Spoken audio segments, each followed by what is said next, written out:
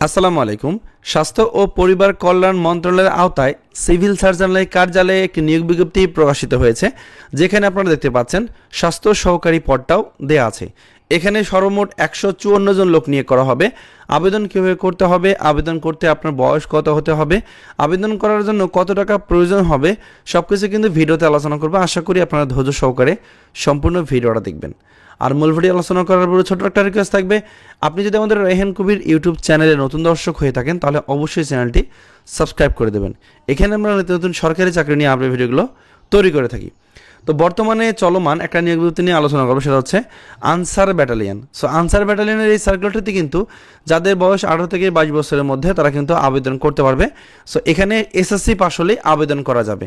So আবেদন already শুরু হয়েছে, যা কিনা চলবে এই মাসের 20 তারিখ পর্যন্ত।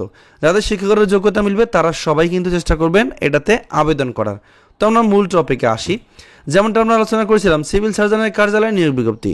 সো এখানে ড্রাইভার নেওয়া হবে। দেখেন এখানে 4 জন লোক নিয়োগ করা হবে, জেএসসি পাস হলেই আবেদন করা যাবে।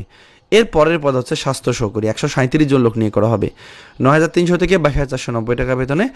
এইচএসসি পাস হতে হবে। এখানে নারী পুরুষ উভয় প্রার্থীরা কিন্তু আবেদন করতে পারবেন। এরপর নেওয়া হবে স্টোর কিপার 7 জন। এখানে কিন্তু 9,000 টাকা থেকে 22,490 টাকা বেতন দেওয়া হবে, এইচএসসি পাস হতে হবে এবং স্টোর কিপার পদধারীকে সরকারি বিধি অনুযায়ী জামানত দিতে হবে, হয়তো বা 20-25 হাজার টাকা আপনাকে জামানত দিতে হবে। তো এরপর পরিসংখ্যানবিদ নেওয়া হবে 5 জন, 10,200 থেকে 24,680 টাকা বেতনে। এখানে পরিসংখ্যান, গণিত, অর্থনীতি বিষয়ে স্নাতক ডিগ্রি অর্জন করতে হবে, কম্পিউটার ব্যবহারের দক্ষতা অবশ্যই থাকতে হবে। এরপর 60 বন্ধকারী কাম কম্পিউটার অপারেটর নেওয়া হবে 1 জন। এখানে 10,200 থেকে 24,680 টাকা বেতনে। যে কোনো স্বীকৃত বিশ্ববিদ্যালয়তে স্নাতক বা সমমান ডিগ্রি অর্জন করতে হবে, কম্পিউটার ব্যবহারের দক্ষতা অভিজ্ঞতা থাকতে হবে। কম্পিউটার মুদ্রাক্ষরে প্রতি মিনিটে বাংলায় 25, ইংরেজিতে 30 শব্দের গতি টাইপিং স্পিড থাকতে হবে। তো এগুলো ছিল পদের বিবরণ। এখন দেখবো আসলে আবেদনের অন্যান্য কি শর্তাবলী আছে। তো প্রার্থীকে অবশ্যই বাংলাদেশি নাগরিক ও দিনাজপুর জেলার স্থায়ী বাসিন্দা হতে হবে এবং এখানে সবচেয়ে গুরুত্বপূর্ণ বিষয় হচ্ছে আবেদনের পদ্ধতি। সো csdinaj.telegra.com এই ওয়েবসাইটের মাধ্যমে আবেদন করতে হবে। আবেদন ওয়েবসাইট খোলা থাকবে 7/8/2025 তারিখ থেকে, যা কিনা চলবে 28/8/2025 তারিখ পর্যন্ত। সো এই সময়ের মধ্যে কিন্তু আবেদন করতে হবে, ঠিক আছে। আর আবেদন করার সময় কিন্তু আপনার ছবি স্বাক্ষরের প্রয়োজন পড়বে। এই 300x80 পিক্সেলের স্বাক্ষর এবং 300x30 পিক্সেলের ছবি আপনারা মোবাইল ফোন দিয়ে কীভাবে তৈরি করবেন সেটা নিয়ে চ্যানেলে ভিডিও আছে, ভিডিও ডেসক্রিপশনটা চেক করে দেখবেন, আমি লিঙ্কটা দিয়ে দেবো। আর আবেদন করার পর আপনাকে পরীক্ষার ফি জমা দিতে হবে। এখানে বলে দেওয়া আছে 14 হতে 16তম গ্রেডের পরীক্ষার ফি হচ্ছে 100 টাকা।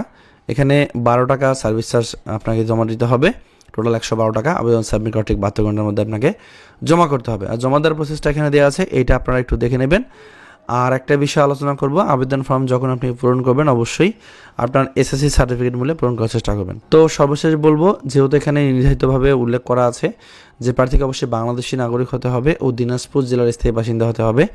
সো এটা দিনাজপুর জেলার স্থায়ী বাসিন্দারাই শুধুমাত্র আবেদন করতে পারবে। পরবর্তীতে ধাপে ধাপে সবগুলো জেলারই সিভিল সার্জনের কার্যালয় নিয়োগ বিজ্ঞপ্তি প্রকাশিত হবে। যারা সেই বিজ্ঞপ্তিগুলো পেতে চান তারা অবশ্যই আমাদের চ্যানেলটি সাবস্ক্রাইব করে আমাদের সাথে থাকবেন। ধন্যবাদ সবাইকে, ভালো থাকবেন সবাই। আসসালামু আলাইকুম।